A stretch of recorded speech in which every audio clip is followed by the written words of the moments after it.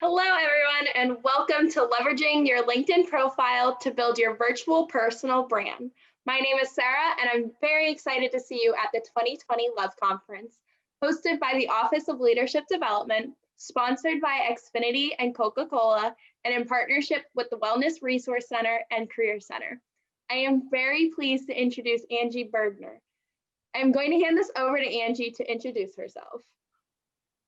Awesome. Well, thank you so much, Sarah. I am so excited to be here. I am going to be sharing my screen, so I'm going to do that now. My introduction will be part of the presentation because I do think that my introduction has a lot to do with why we're here today, which is to talk about LinkedIn and the power that it really holds for all of you as college students, as young professionals, as you're looking to start your career. So give me 1 second. I'm going to share my screen with all of you. Okay, and I'm hoping everybody can see. Maybe if Sarah or Cheryl, you can just give me a thumbs up or just post it. Oh, perfect. All right. So what I really want to go through today, I do like to set agendas for our time. I like to set expectations of what all of you can hope for in the next hour or so. So really just, again, big fan of expectations. So really want to start with what we want to accomplish over the next hour. I'll talk about a little bit about who I am. Why should I care about LinkedIn? I think that's the biggest question that I want to answer for all of you to hear today. We'll talk about LinkedIn section by section. I think one of the biggest things that I find about LinkedIn is that when you create a profile, there isn't really a lot of guidance into how do I actually perfect it and how do I actually get to that all-star level that I think all of us really aim to do, and how can I harness the power not only for finding a job but to network, to add people to my network, to set up informational interviews, to have it be my living and breathing portfolio. Then we'll talk a little bit about, okay, once you get your profile to be perfect and you're really happy with it, how do you continue to maintain it? How do you stay active in LinkedIn? And why should you even care about really maintaining it and continuing to be on it?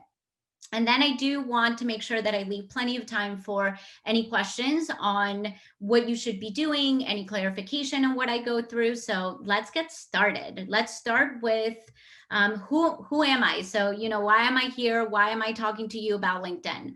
I do want to start with some background on me. One, because it's just a natural way to start these types of sessions.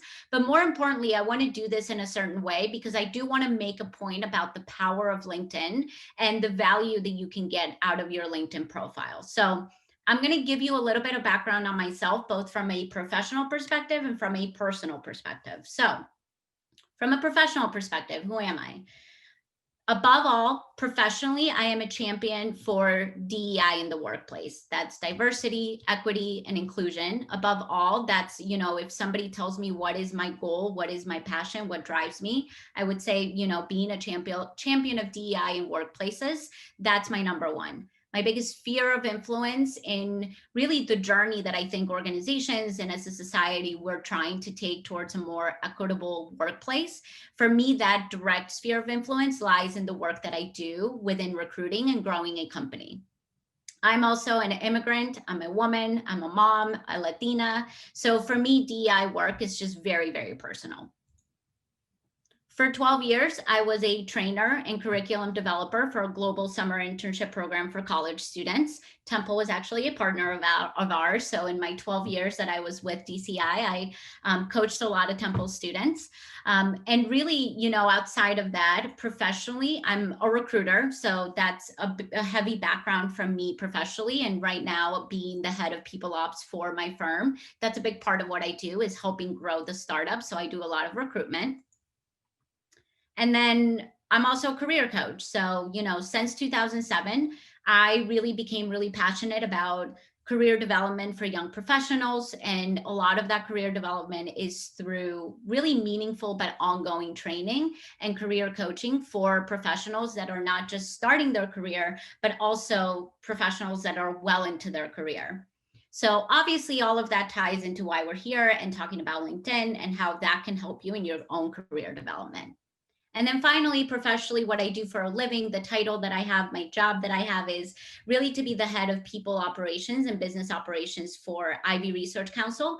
We're a consulting firm based out of DC, and our research focuses on early recruitment and early talent. So again, all of what I've done in my career really ties to that same space of helping college students and helping young professionals reach their full potential.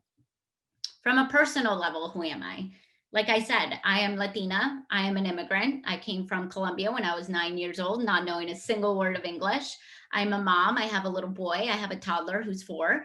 I'm a volunteer. I volunteer a lot of my time for things like HBCU Career Development Marketplace, and I do a lot of LinkedIn one-on-one assessment for students. And I'm an active just member of my community and my overall industry of human resources and people ops. That's a very long introduction, but that's intentional, because what I want you to take from that introduction is that I am a full human, and by all of you are full humans, and being a full human really takes care of 2 different big parts of your life, and will continue to do that, especially as you graduate and move on to your first career. One is your professional life, right? So all of these things that you see on this screen, being the head of people ops, working on DEI, doing training, building curriculum, that's me as a professional. But then I have my personal self. I am a woman, I'm a Latina, I'm a mom, I'm a wife, I'm a friend, I'm a daughter. So all of those things. And really, you need to be able to combine both of those to create a narrative and to create your own story. And that's what makes up your personal brand. All of that to say, you can have the most perfect personal brand in your mind. You can have the perfect elevator pitch when you go to networking events that really combines both of those sides of your life to create your why and to create your perfect elevator pitch. But especially right now in COVID times, and really in what I think will be the new normal even after COVID, is what are people seeing online?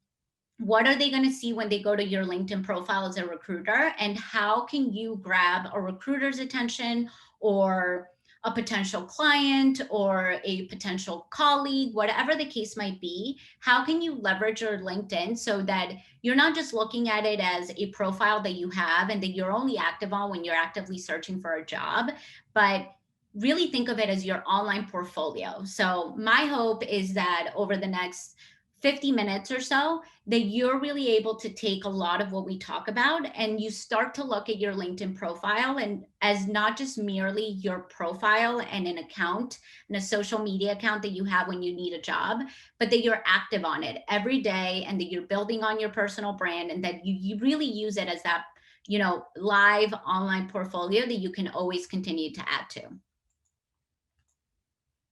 So why should you, all of you, care about LinkedIn? I'm very data driven. I work for a research company. So of course, want to go over a couple things. So out of all possible social media profiles, LinkedIn is by far the most looked at by recruiters. So what I want this workshop to be focused on is just really ensuring that all of you on the call not only have a profile, but that you know how to use it to create that personal brand and to do your job search.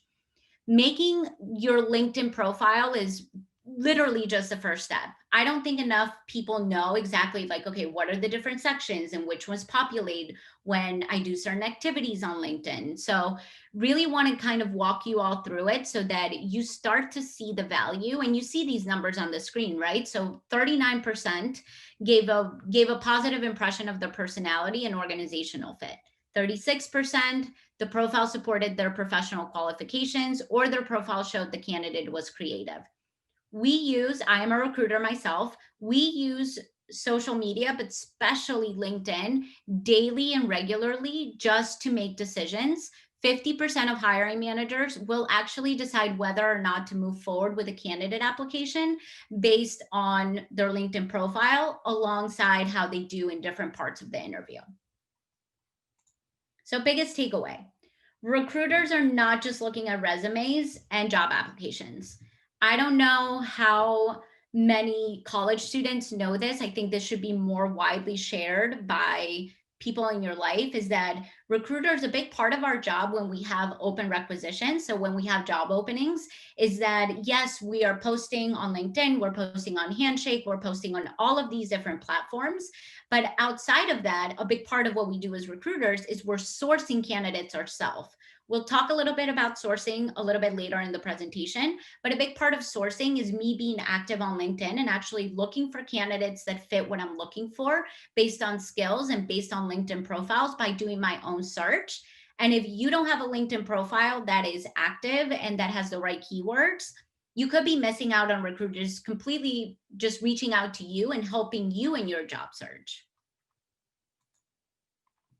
What recruiters find from a LinkedIn or general social media search does actually have influence on hiring decisions. So to that statistic of, making sure that that 50% of hiring managers do decide to move forward with candidates based on LinkedIn profiles, that's really important for all of you to note as you start going through the job search and applying for jobs. Make sure that by the time you're hitting apply on those job searches, that before you even do that you feel really confident on what your LinkedIn profile currently looks like. And then recruiters are looking for hard skills. Of course, we can see those on your resume. We can see those on the job application, but we're also looking for soft skills. So what does that really mean? We're looking for the types of opportunities that you volunteer for. We're looking for words like leadership, and we're looking for different positions within different work experiences that you've had. More than that, though, we're looking at that summary section of your LinkedIn profile that a lot of young professionals don't utilize to its full potential, which we'll cover here in a second. Okay, so while the statistics are surprising to some extent, I understand why they exist. So let's just take a moment to kind of go through these statistics. So the statistics of recent grads and current students who have a LinkedIn account, again, are somewhat surprising, right? So there's over 300 million people that use LinkedIn. Of this number, 30 million are recent grads. These numbers represent the global LinkedIn community, but regardless, recent graduates and college students really only make up 10% of LinkedIn's user base. That tells me as a recruiter, as a career coach, as the head of people ops for a startup, that there's a disconnect between what LinkedIn is meant to do, the power that it holds, and what's being communicated to our young professionals and our incoming team members.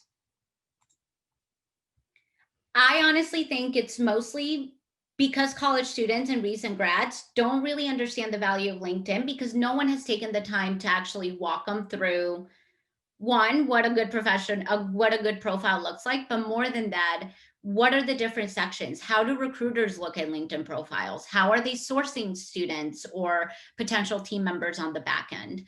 And also, like, when I graduated, I personally didn't know what I wanted to do. I didn't have a clear understanding of exactly what job I wanted to take. And so for me, or for some of you that are on the call, LinkedIn maybe was, well, I don't even know where to start, right? I don't even know what to do with that. So since the pandemic hit, for example, I tried to count yesterday in preparation for this presentation. I've done about 100 one-on-one LinkedIn assessments with recent grads and young professionals, where I kind of walk them through very similar parts of what I'm going to walk all of you through right now.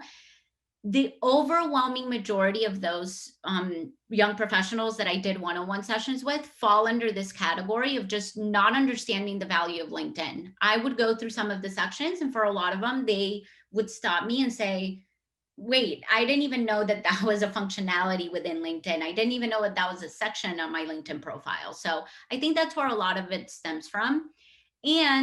But that's also where my biggest concern lies. So what are we doing to close that gap between where young professionals are with their current LinkedIn profiles and how organizations and recruiters are actively using LinkedIn?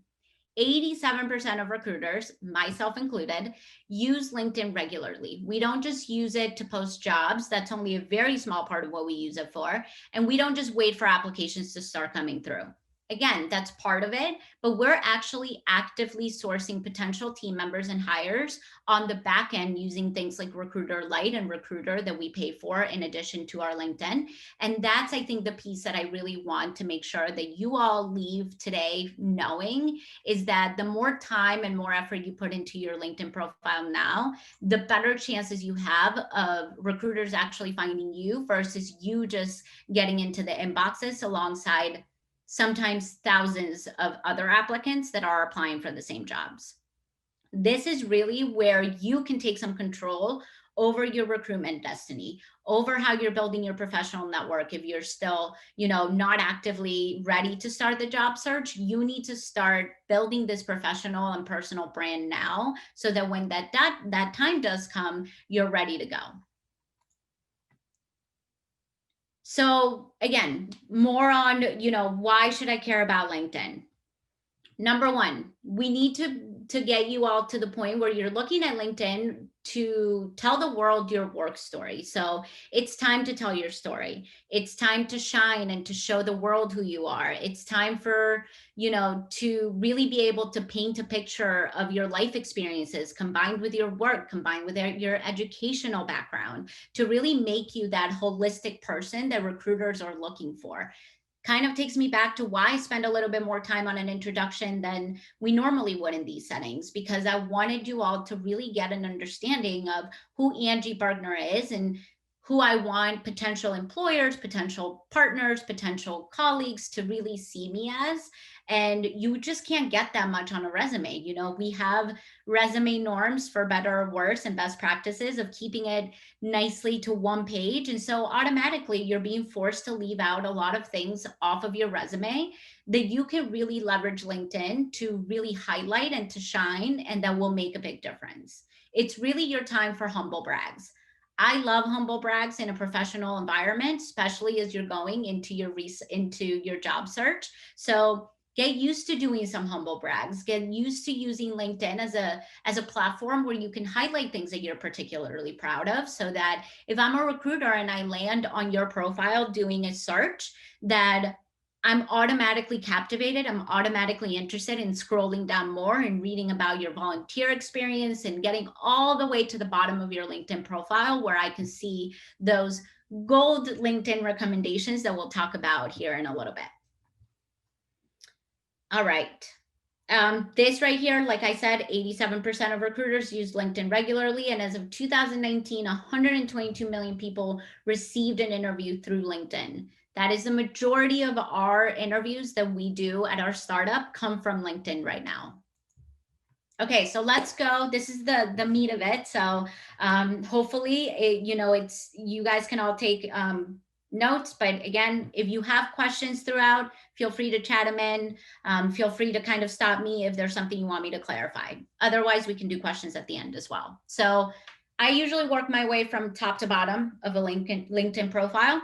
Obviously, I'm going to use my own because then I don't have to ask for permission to use anybody else's LinkedIn profile. So what you're going to see over the next few slides is direct screenshots from my own LinkedIn profile. So cover photo, number one thing we look at. So please, please, please, one of my biggest pet peeves as a recruiter is when I go to somebody's profile and I see that it's blank. This is prime real estate. It sets the stage for your story. It sets your stage for your personal brand. Your cover photo can help your profile's visitors just learn more about you. So use it. The real estate is there. So take advantage of it and don't just leave the blue LinkedIn, general template that's on there. Use it. I usually tell people you can use it in a couple of different ways. So you can use it to highlight the city where you want to start your career. So if DC is your dreams city, New York City, LA, whatever the case might be, find a really cool, picture, or what's the word I'm looking for? The longer pictures, the panoramics. There we go. Find a really cool panoramic shot of the city and use that as your cover photo. You can also use it to highlight your school, right? So all of you are currently in school or about to graduate. So find a really cool shot of Temple and use it to highlight your alma mater. Use it to highlight where you're getting your education, what you're proud of.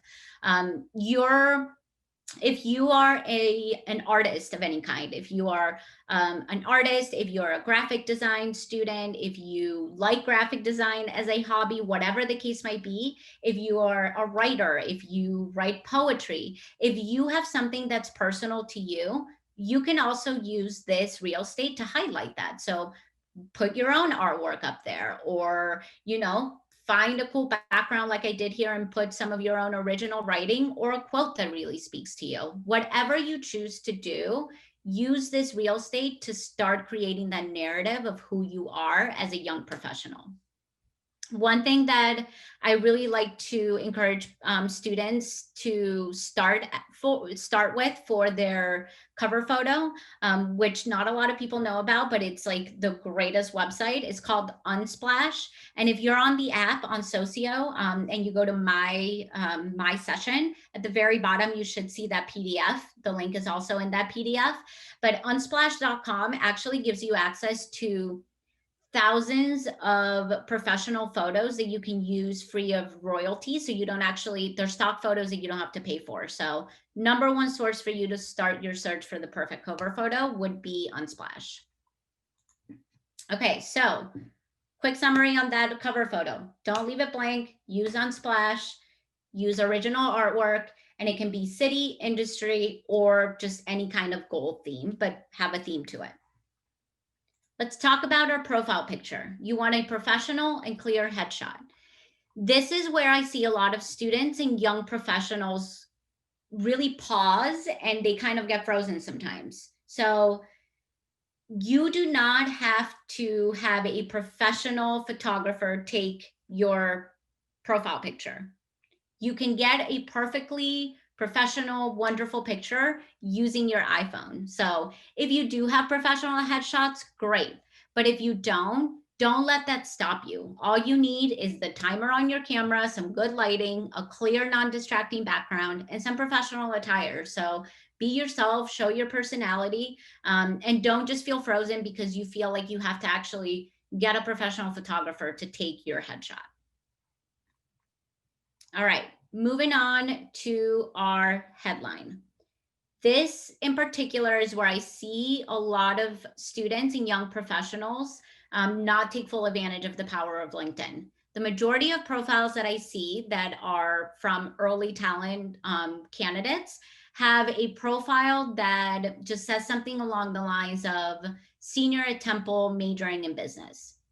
While that might be true and it's perfectly fine, what you're doing is that you're using that valuable real estate on your profile to lump yourself into a group of thousands of other business seniors at Temple University. Does not say too much more about you and what makes you unique as a candidate and as a student, outside of the fact that you're a student at Temple along every other student at the university. So keep in mind that this is the section of your profile that's like that first impression, right? This is like the first thing they see, and then they're going to make that decision whether they stay on your profile or they move on to the next person that pops up in their source list. So this is where you really want to use your headline to tell a story that's going to make a recruiter want to keep scrolling. It should be a quick highlight of what you want to do with your major, how you want to use your knowledge, how you want to use your skills to help you in your next career move, in your next internship that you get. So some examples to get the ideas flowing for more, level of entry level or college student, things like I'm an aspiring project manager, and I love using these divider lines to really be able to use this into putting different sections of who you are. Again, going back to my introduction, how much can you really put into this headline that's going to tell a recruiter more about you? So aspiring project manager, divider, econ major at Temple, divider, experience with R and Python. Now, imagine how much did that headline tell a recruiter besides you putting econ major at Temple senior year. Right now, I know that you're interested in project managing. I know that you are experienced in two coding languages that are super valuable. I wouldn't have known that if I wouldn't have scrolled down to get to your experience. But now, because I see that on your headline, I'm going to say, oh, that's super interesting. I'm going to scroll down and see what else I see. Another example, for example, financial analyst seeking summer internship. Divider, you can put CFA level 2 certified, econ major at Temple, graduating in 2022. So again, I divided my headline and I now told you 3 to 4 super important aspects of who you are as a potential candidate or as somebody that I want to network with, versus just the typical line that you see, which is just student majoring in so-and-so. All right, so I'm going to pause there for a second. I don't know if there's a way for me to see if there's any questions. If not, I can move on to the next section, but that is really your first impression. So your cover photo, your profile headshot, and then your headline. All right. Last thing before we move on to the next section, your connections. So you see right here on my screen, it says 500 plus. You want to, your goal is really to get to that 500 mark intentionally, but that should be a goal that you have. LinkedIn stops the individual counter at 500. And so after 500, it just has 500 plus. Up to that point, you'll see like by individual numbers. So you'll see 240, 241, 242. Why? That's something that I want you to keep in mind, is because when I see that a young professional or any professional has 500 plus connections, it means that you're actually active on the platform, that you're not just on there when you're actively searching for a job, but that you're actually super active in it. You're part of the community. You're doing a lot of, real insights into, you're being active. So you don't want to just connect with anyone and everyone to get to that 500 mark. You want to be intentional about it. You want to know the people. You don't want to just spam people with connection invites. You want it to be your team members on a school project. You want it to be professors, colleagues from part-time jobs, colleagues from volunteer opportunities, your parents' friends that are on LinkedIn. You want to have that connection and have it be people that you know. I think I saw a Q&A. I don't know if that's something we want to do right now, Sarah. But let me see if I has to You do are it. more than welcome to if you would like to. Great. It is from Isa. It is, what would be the best kind of photo to take? Like what position, what kinds of clothes, what expression? That is an awesome question. I think the biggest advice I can give you is that you want your profile picture to show your personality. I know that's super vague, but there is a way to do that where it just doesn't have to be a passport picture, right? Like it doesn't have to be a white wall only showing this part of your face, smiling with a white background. I mean, you look at mine on my screen, right? Mine's a little bit more casual. I'm not directly looking into the camera, but it's at my office. You can see DC in the background.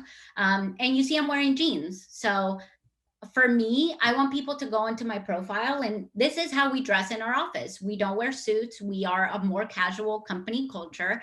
And so I want people to come onto my profile and see what real life looks like. For you, it might mean that you take a closer up picture where I see your face, but it's with a background on campus that's really cool. As long as it's just you and you feel like you're dressed professionally, like it can be with jeans, it can be, smiling. It doesn't have to be a super formal professional photo in the way that you would think of a passport picture, if that makes sense.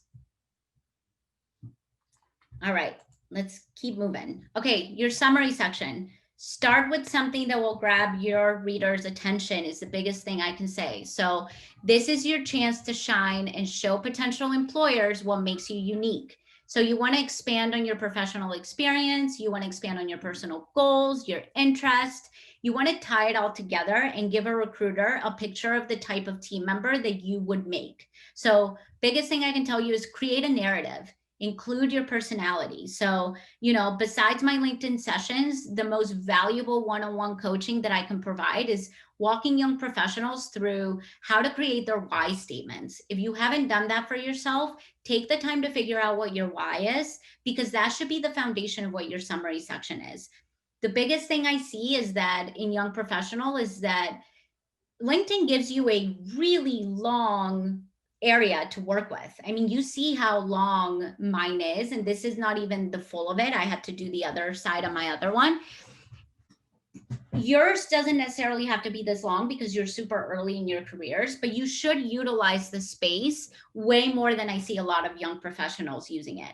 Right now, the way that I see most college students or young professionals using it is like a 1 sentence or 2 sentence statement that I would see on the top of your resume. So biggest mistake you can make is make your LinkedIn profile an exact mirror of your resume.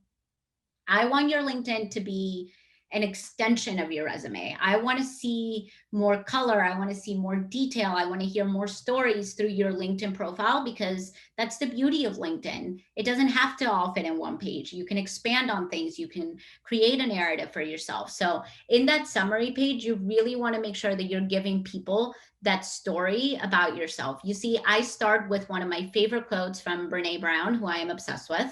But it says a lot about my industry, right? And what I do: career coaching, people operations, career development. So a lot of DEI work. The opposite of belonging is fitting in. True belonging doesn't require you to change who you are. It requires you to be who you are. And that's what I want all of you to really start to think about as you create your own summary, is be who you are and show that on your summary part of your LinkedIn. So that's your hook, right? So my hook is highlighting some of my belief system. Then I do a summary of who I am. I'm a people ops leader. I'm a champion of DEI, a career coach, a Latina, above all, I'm a mom. Then you really want to go into your why, right? So if you're going through that exercise of creating what your why is, for me, my why is that I've dedicated my career to the development of professionals through meaningful experiential programs, meaningful training, career coaching, and now through my job, through building a world-class company culture as the head of people operations for my firm. Then you really want to do your value propositions, right? So what makes you unique? What makes you the ideal team member? For me, mine are going to be a little bit longer because I've been in my career for 13 years. For you, it might be highlighting what your strengths are. So don't just wait for that interview that you get to be able to answer. What are your strengths? What are you proud of? Use your summary page to be able to shine and highlight that. And then I finally end my summary section with, what are you hoping to get out of the LinkedIn community? So what topics are you interested in? What types of jobs are you looking for? You'll also notice that I end on a more personal note. So I let the reader into my personal life just enough to remind them that there's a human on the other side of this profile. And finally, just, what is it that you want to get out of LinkedIn? So my specialties outside of work, I'm focused on raising a tiny human, a good tiny human, alongside my husband, and just finding ways to mark my influence. Finally, I'll do this. This can be about the length that you can really think about for yourself. So I pulled this. LinkedIn has another hidden section where you can actually see sample profiles, but this is an example from a sample profile that LinkedIn did for a young professional. So that first line, right? I have been interested in all things communication related since the first time I touched a copy of the Columbia Tribune. To me, I actually literally get a visual image of this student discovering the Columbia Tribune and having it change the trajectory of their life, right? So it talks about their skills, their passions. It ends with a clear call out of what they're hoping to achieve by being a part of the LinkedIn community, what they want to accomplish after they graduate. So it can be just 2 meaningful paragraphs. It doesn't have to be as long as mine, but you do have to kind of create a narrative for yourself. All right. See any questions on that section, or don't think so? Okay, we'll move on. Okay, then there's the featured and activity section that a lot of students don't even know it exists. So let's talk about the feature section first. So for me, I chose to highlight 2 recent virtual events that I'm particularly proud of. The first was from a podcast where I was asked to come on as a guest to talk about why using the metric of culture fit in hiring and recruitment is actually harmful when you're trying to create a diverse, equitable, and inclusive workplace. The second is from a panel that I was a part of where we really discussed the importance of language in creating an inclusive workplace. For you, it might be an article you wrote for the school paper, a project presentation you are particularly proud of. It can be something where it highlights your writing. It can be a highlight of an event you're putting on, like this wonderful love conference that we're all a part of. Those are things that you should feature in your featured section of your LinkedIn profile, so that as a recruiter, I can go on there and be like, wow, that is really cool that this person did this.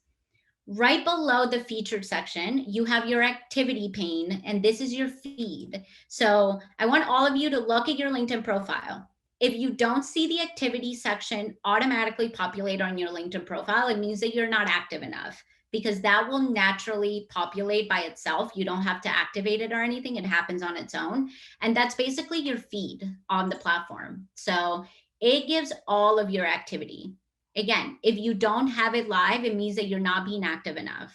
This shows you every comment that you make, every post that you make, every article that you write, and if I click see all, it actually expands and it literally takes the reader through the whole feed, kind of like you would your Instagram or your Facebook feed. So you want to make sure that you're being active so that when I'm looking at this, it shows that you're giving back to the LinkedIn community. You're posting, you're congratulating your fellow students for getting jobs or internships or whatever the case might be. Then we go into the experience part of your LinkedIn. So for me, both my work and internship experience and volunteer experience should follow this format. So I'm going to tell you the format that as a recruiter, I prefer. I think all of us as recruiters have different formats that we like, but for me and for a lot of my fellow recruiters, I know this is something that we feel pretty strongly about, because you need to make our jobs easier when we're looking at your profiles, when we're sourcing you. So I want to know, number one, what does the organization do before I read your bullet points of what you have done for that organization? So best thing you can do is actually go to the company's or the organization's website, go to their About Me page. You can literally copy their mission statement or their About Me statement of what the company is and put it as the first part of the experience. So I want to be able to go and say, okay, this candidate is the head of people operations for Ivy Research Council. Without this paragraph, I have no idea what Ivy Research Council is, right? But now I can go on there and see, okay, they're a best-in-class entry-level talent strategies and insights for the nation's best companies. We study thousands of students from across the country to bring our members, who are Fortune 1000 companies, insights into the student mindset.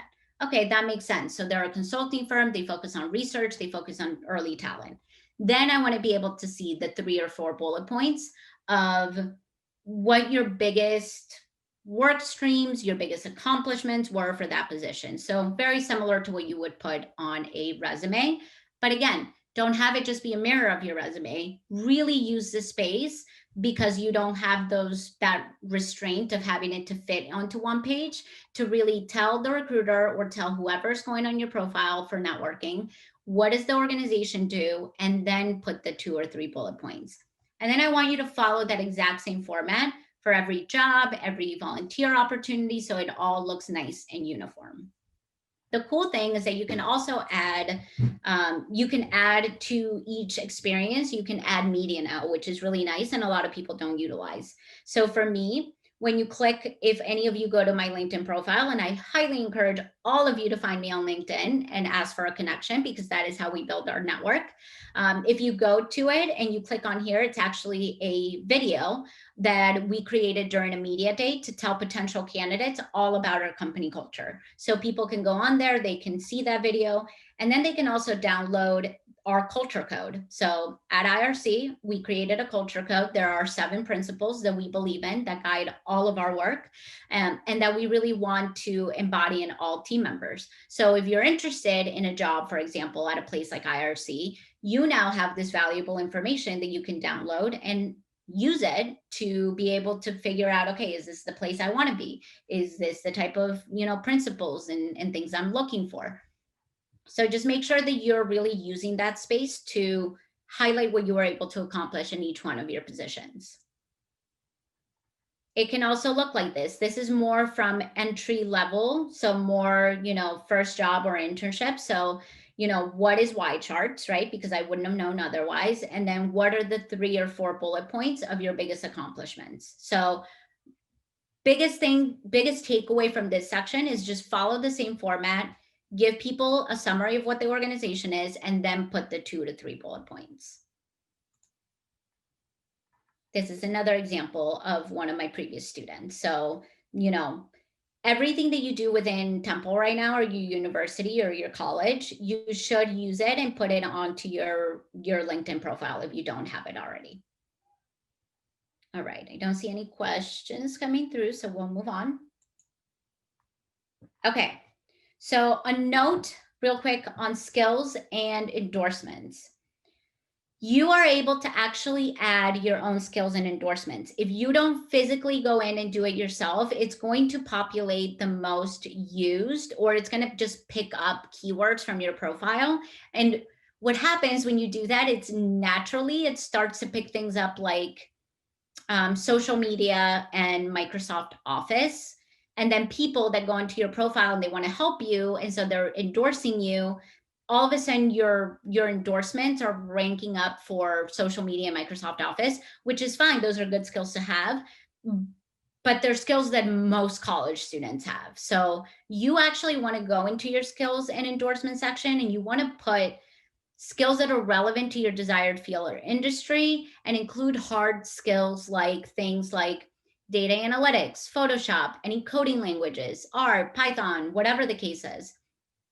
Any platforms that you're familiar with. So CRMs, Salesforce, whatever the case might be, those are the things that you want to put into your skills. So you can click on add new skill on your profile, and then this pop-up will show up, and this is where you can type in and add those specific skills.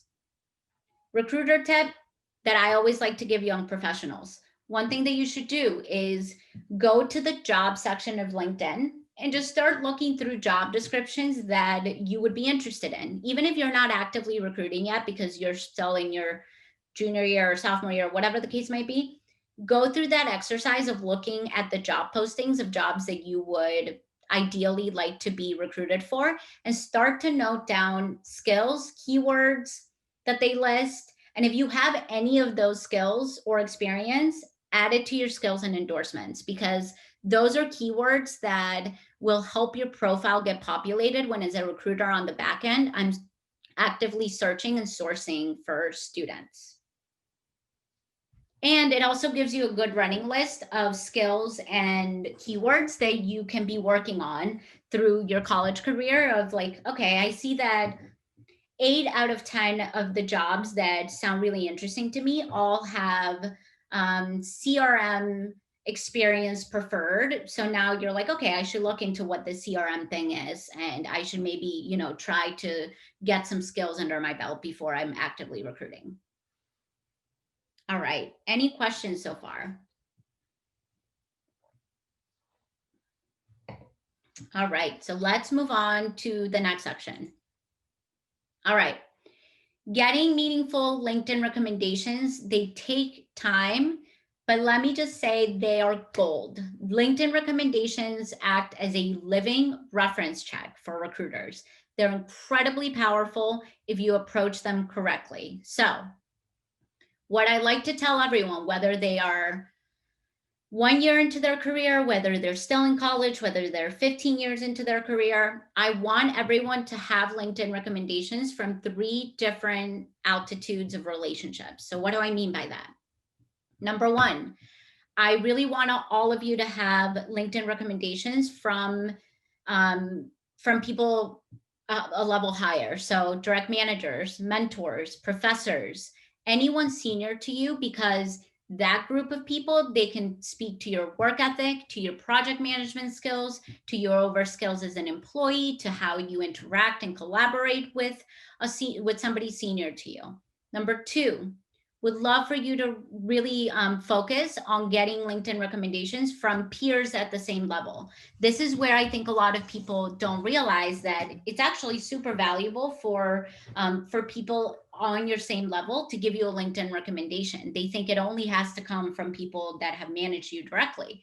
But if you get your fellow interns, your fellow teammates from a sports team, or from, you know, from a club that you're a part of, fellow students you worked with on a major class project, or colleagues from jobs that you've had, this second group is super valuable because this group can really speak to things like your collaboration skills. How do you interact in a group setting? Your ability to work within a team. And so those are super valuable skills that as a recruiter, I would love to be able to go into your profile and see. And then finally, you should have LinkedIn recommendations from anyone that you've managed directly or indirectly. So this final group, it's a little bit harder for people who are just starting their career, but not impossible. So really it can be people that you've managed through a school project. It can be colleagues you managed in a job, or anyone that you've mentored through volunteer opportunities. So anyone that can speak to your leadership and to your mentorship abilities. Make it a goal to have at least 4 recommendations over the next month. Start slow. They take time. Concentrate on direct managers, on colleagues at all the levels, and professors and people like that. You see some of mine are on here. They take time, but they're super valuable because when a recruiter or a potential client or a potential teammate goes onto my LinkedIn profile and they scroll down, they can get a pretty good understanding of who I am as a professional by just reading the recommendations. So again, number 1, you want direct managers, mentors, professors, anyone senior to you. Number 2, you want peers at the same level, fellow interns, teammates, colleagues from projects or jobs. And then number 3, anyone that you have managed directly or indirectly, team members you manage in school or in jobs. I will say biggest best practice when it comes to getting LinkedIn recommendations. Number 1, make a list of those that you want to get recommendations from. Number 2, once you make that list, go on LinkedIn and make sure you're actually connected to them on LinkedIn, because you can only ask for recommendations off of your current connections. So make that list first, then go onto LinkedIn. If they have a LinkedIn profile, ask to connect with them. And then number 3, best practice, if you can, is if you're willing, if you want them to write a recommendation for you, you should be willing to write a recommendation from them. So my biggest best practice for this is go ahead and write them a recommendation and then ask them for a recommendation. At that point, they see that you took the time to do it for them. They feel a little guilty saying no, and they're more likely to write you a recommendation if you already took the time to write them one first. And then be specific to what you're asking for. So if you're asking a peer from a project, for example, in that, you know, in the little pop-up window that shows up when you're asking for a recommendation, actually put there like, hey, would love your recommendation based on the work that we did for so-and-so project. Thank you. And that's all you have to do. And then joining groups. So joining groups is super valuable. It gives you really good content that you can share onto your own profile. So articles, and it keeps you up to date with what's happening in your industry. So you want groups, you want to join groups that are industry specific to what you want to get into, topic, company, major, school, organizations. Most things at this point have groups. Then you want to follow companies. So make a list of all the companies that you admire. Make a list of companies that you one day would want to work for, and go to their profile, and then you just click follow, and automatically their LinkedIn post will populate onto your feed, just as Instagram works. Then you want to follow influencers. Again, influencers are great people to get content from that you can reshare and be more active on your LinkedIn profile. So following industry professionals and other influencers is helpful for posting ideas, sharing articles, learning about job opportunities within those companies, and really just staying up to date with your industry. The last couple things I want to leave you with, because I know I want to give us plenty of time if there are other questions come through. I'm going to give you an inside view into the back end of LinkedIn and how, as a recruiter, I use it and how every recruiter uses it. So this is what LinkedIn Recruiter looks like on the back end. I get this search pane, right? So I can create as many filters as I want. So for the sake of this presentation, I did a quick search last night. I put, okay, I want marketing students or marketing interns. So those are keywords, or, marketing major I could put, or communication specialist, any kind of job title or keyword that I want.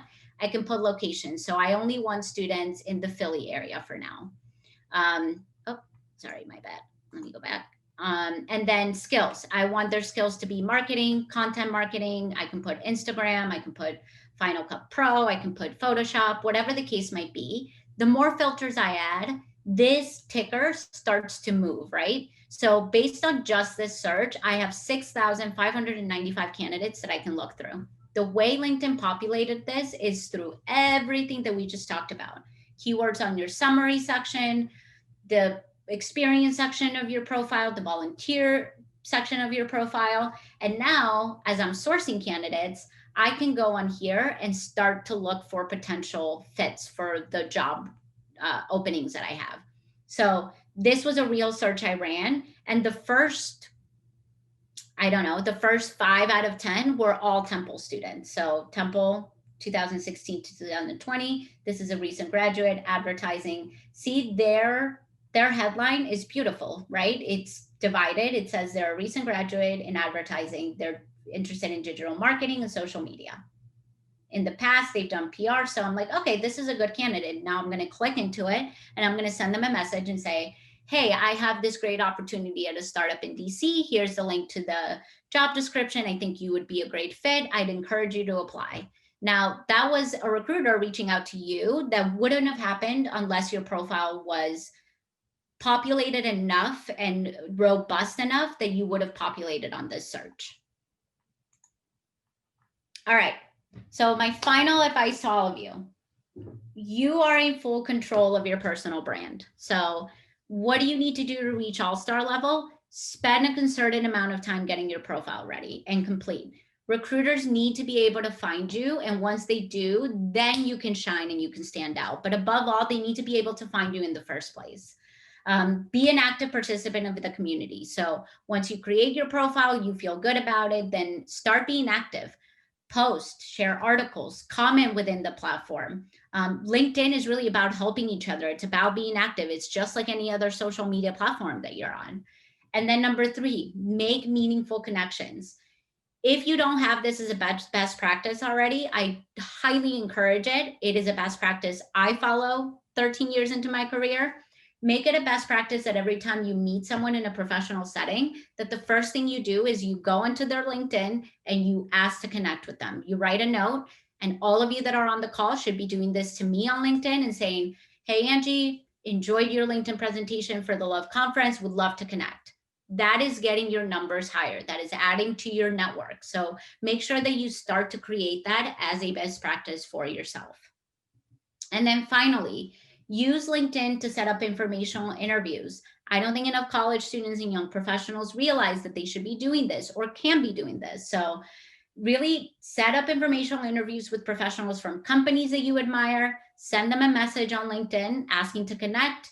The worst thing that could happen is that they say no. The best thing that could happen is that you're getting these informational interviews to figure out what it is that you are meant to be doing in life. So I'm going to end there. Hopefully everybody found this helpful and that you learned something that you didn't know about LinkedIn already. And I'm so excited to get those LinkedIn Connect requests and to really be able to see where everybody is with their LinkedIn journey as of this point. So I'll pause there. If Sarah, if there's any questions that I can answer for the group. Sure. I'll ask a question while people can start sending in messages to the Q&A or chat feature. You mentioned that you are a Latina and you're an immigrant. So I think this question is perfect for you. And it's, why do you think LinkedIn is especially important for communities that have been systematically oppressed or treated inequitably in history? I love this question, Sarah. I think, yes, as a Latina, obviously, this hits home, I think, a little bit deeper for me. But what I will say is, here's the thing. I get why resumes need to be a page, right? I totally get it that we need to put boundaries around things like resumes. What I want LinkedIn to be is an opportunity for recruiters to find the people that are best for the job, that take the whole person as a whole person and look at everything from, sure, job titles and the 2 to 3 bullet points that you put on a resume, but outside of that, everything that we just went through today is really to focus on those keywords. So when I see that you're a mom, or when I see that you're a first generation college student on the summary part of your LinkedIn profile, and I'm actively recruiting for a job opening, I want to see that on your profile, right? If you're first generation college student, if you are involved in volunteer opportunities to help your fellow URM candidates that are underrepresented in the workplace, then as a recruiter, I'm going to be more excited to reach out to you because I see that on your LinkedIn. But if I don't see it on your resume, and if you're not actively being populated in these searches, that's why a lot of these groups get bypassed for positions, right? So now that DEI is so top of mind for organizations, mind you, it should have been this whole time and not just right now because of the current climate, but now because they're being more active in searching for these candidates, you need to make sure that you show up in these searches. And that's all on us as professionals to make sure that we are actively on LinkedIn and creating profiles that will trigger those keywords so that you are able to find me as a recruiter. Thank you for that response. I think it was very insightful. I think that kind of actually leads into my next question, especially recently. I think DEI has been linked in a lot to being politically related. Do you think LinkedIn is a place where people should be going on rants about particular candidates or any election in general? Or should we just limit it to DEI being non-political and how it can help organizations? That's also a great question. I think everyone and every recruiter, every professional will probably fall on different parts of the spectrum for this question. So I'll tell you my personal opinion. I think there's a way to balance both on LinkedIn. Yes, LinkedIn is meant to be the professional platform, and I wanted to say that way.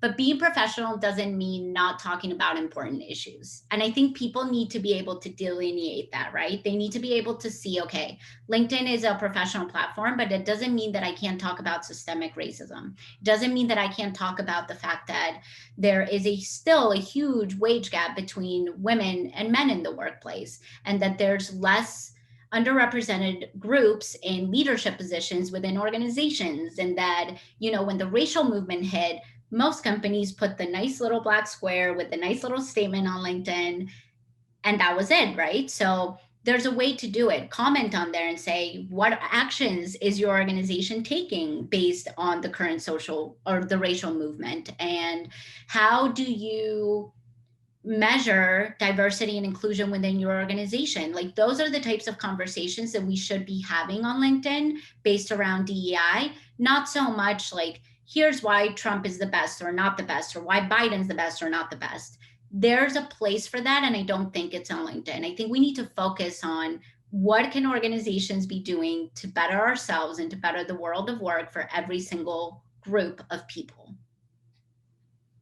I agree. I think there's definitely a line of what needs to be talked about within the professional space and what should be held for more personal conversations. Exactly. But if we have no other questions, thank you very much, Angie. I know I learned quite a bit, and I'm going to be updating my LinkedIn profile, sending you that friend request connection.